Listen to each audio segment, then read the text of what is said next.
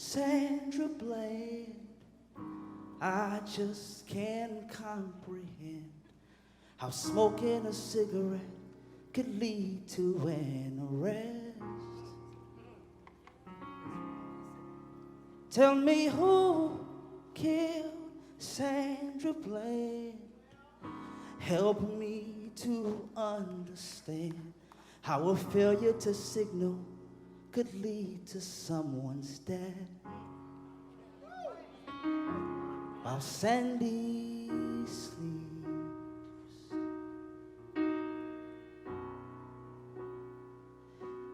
Sandy speaks.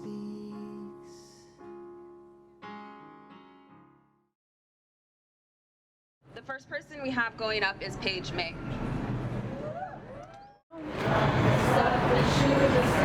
Ain't no justice in this town. Ain't no justice in this town. Mama, mama, can't you see? Mama, mama, can't you see? What the law has done to me? What the law has done to me? Patrol our hoods and bring us down. Patrol our hoods and bring us down. And make the prisons black and brown. Make the prisons black and brown. Mama, mama, can't you see? Mama, mama, can't you see? What the system's done to me? What the system's done to me?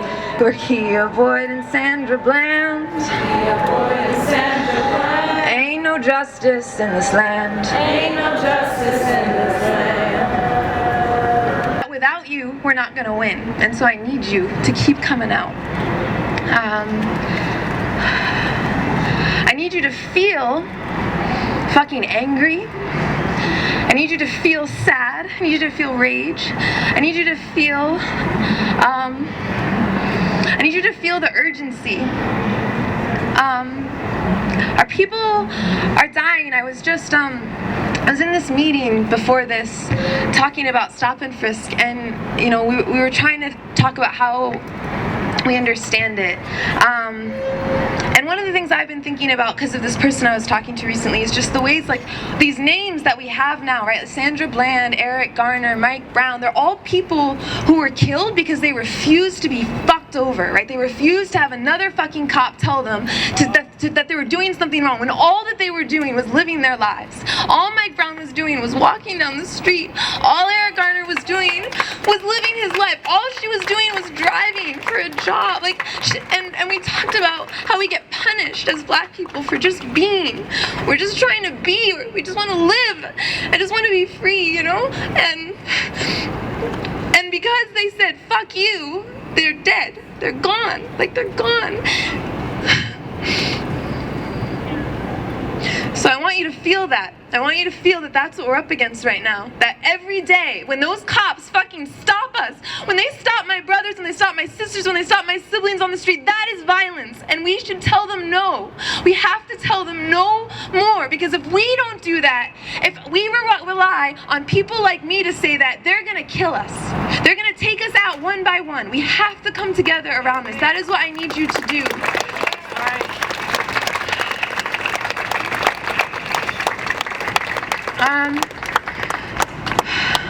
We were in Cleveland, me and some gorgeous people around me right now, and it was a beautiful conference, and Tess is going to talk more about it, I think, so I'm not going to go too much into it, but I want to describe this moment. You know, we had turned up because we saw a 14-year-old was about to be arrested, supposedly because he'd been drinking, but who the fuck cares? He doesn't, why would you send him to jail and put him in fucking handcuffs? I don't understand. So we said no. You're not taking him. You take off those handcuffs and you call his mom. You do what justice actually looks like and you call his mother. And we went from a group of just a few people doing cop watch to a fucking battle of 500 black people. And we got that young person out of handcuffs. And we got that young person free and to his mother. And we did this, you know, it started, they had him in this train station, right? And then they have him in handcuffs and we're yelling at him or whatever, and they move him into the cop car. And at that point, we surround the cop car. And then I see, you know, they take someone that I really care about, a friend of mine named Jason, and they're trying to like grab him, and they're like, you can see them like trying to get his hands behind his back, and I just am thinking and he could be the next Sandra Bland, like I could be the next Sandra Bland, you know? And that's when we were like, you're not, no more of our people. And they start pushing us, and then they fucking tear gassed us. They're pepper sprayed us, sorry, I keep saying they pepper sprayed, like we were bugs. Just this face I can't forget. And I turned around and I see Ethan.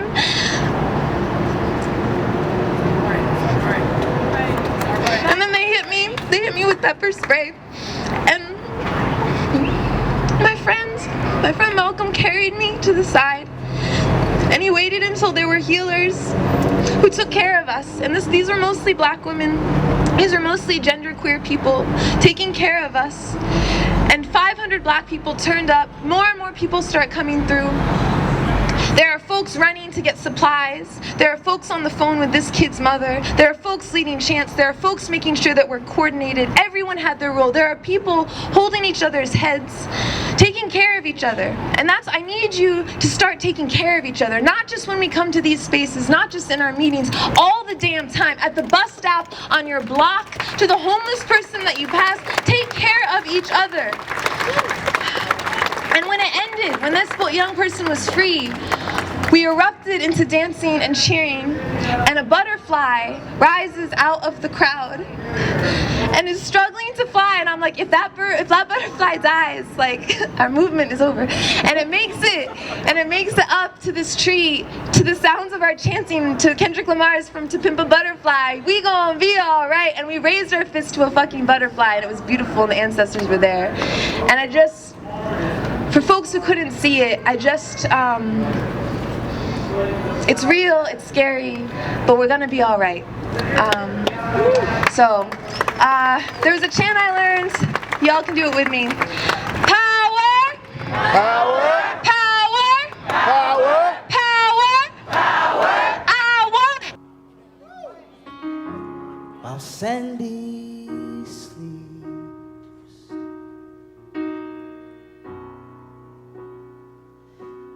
Sandy speaks.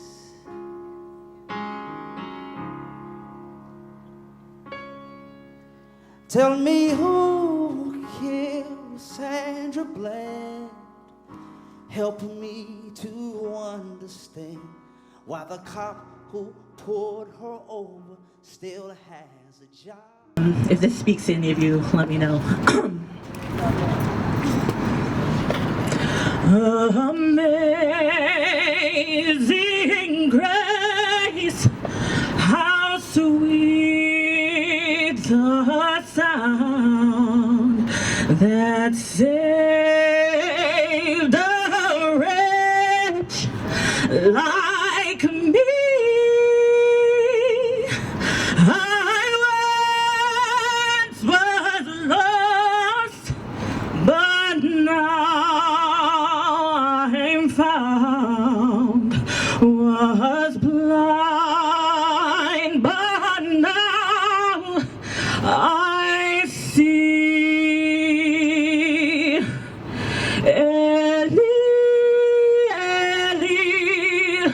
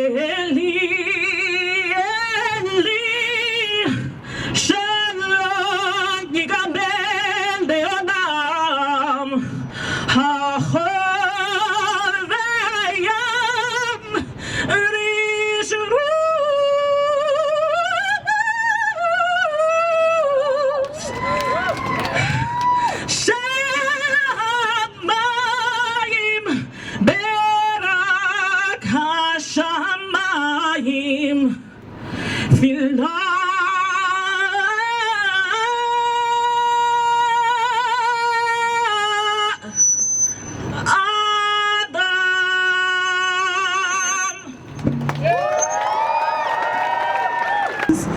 I think it's way past time that people start showing up for black women. I really do. And I mean all black women. I mean cis and trans black women. All right? I mean differently abled black women. I mean poor black women. I mean all black women. All right? So we really need to start to show up for each other. As Paige said, we need each other. And we need each other whole. Because what the system does so well is to try to really break us down. And to also keep us from each other. Make us hate each other.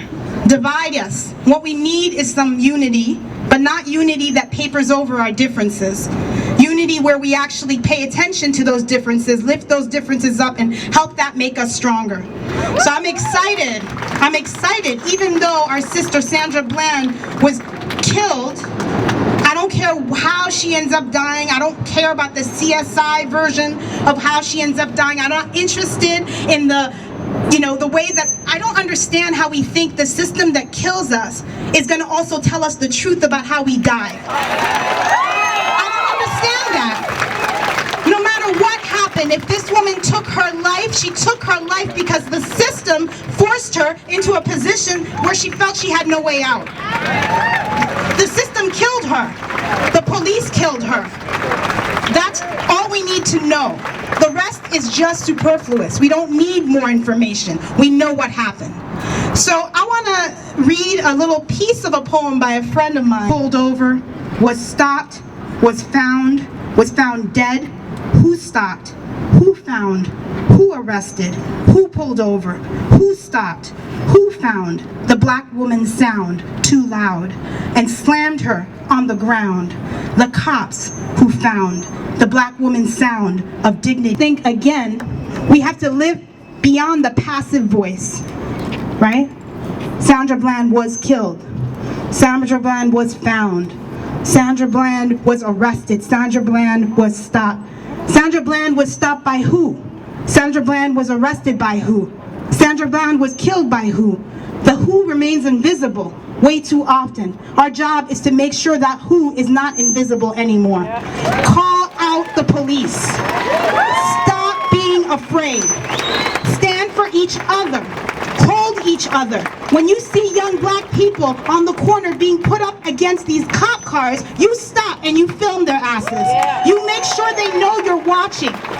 You make sure they know we're watching. And that's what we did in Cleveland. We refused to allow them to take another young black boy and put him in some place where he may end up dead himself. We refused. We de-arrested him. We need to de-arrest many more people. That's important. That's important. So, I run an organization called Project NIA. I'm also lucky to be part of a group, an intergenerational group called We Charge Genocide.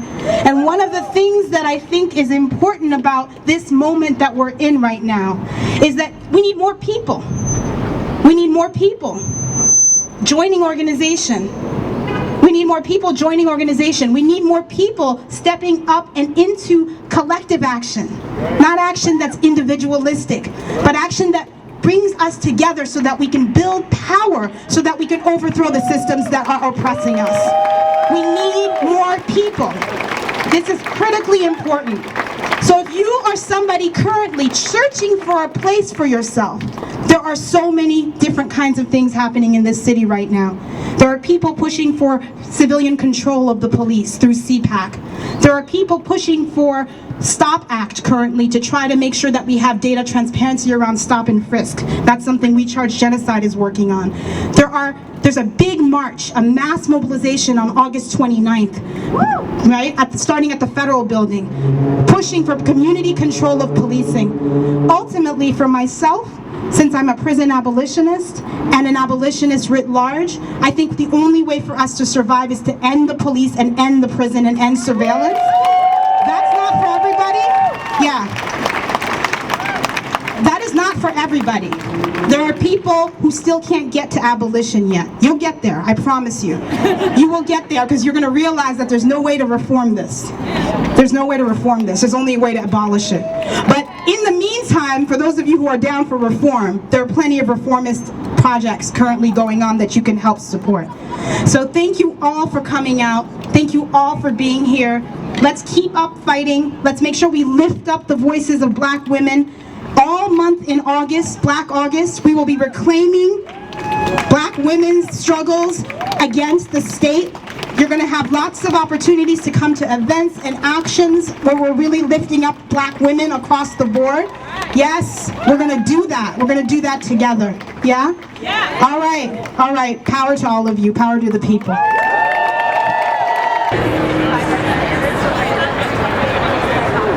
That I'm an Indigenous woman, and we are also mourning right now people who've been stolen from us by the police. Just this month, Sarah Lee Circlebear died in police custody, screaming for help in her jail cell, and was told by the police, "Quit faking." Just this past week, we lost another Choctaw warrior in the hands of police, with absolutely no accountability. They haven't felt the need to even try to explain yet how he wound up dead. And so I think it is very important that we come together in these spaces, because what these deaths show me, a Native woman kidnapped and held in a cell until she died, Sandra Bland captured on her way to a better future, shackled, dying in the hands of the state. Their wars have never stopped. Their wars against us have never stopped, so we can't stop either. All right.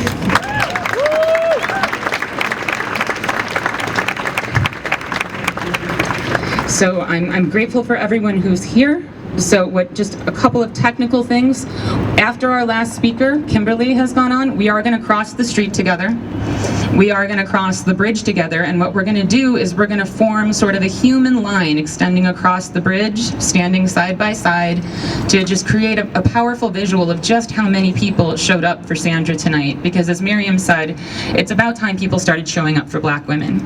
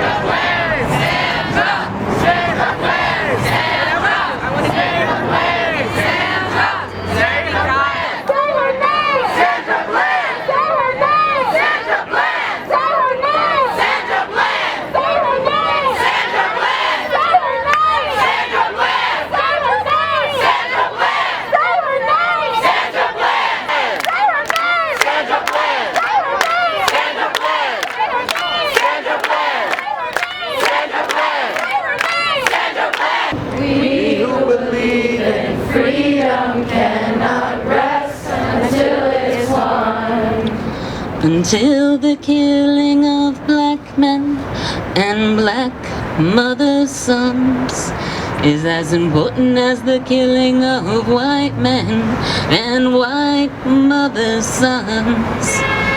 We who believe in freedom cannot rest. We who believe in freedom cannot rest until it comes. To me, young people come first. They have the courage where we fail. And if I could shed us through.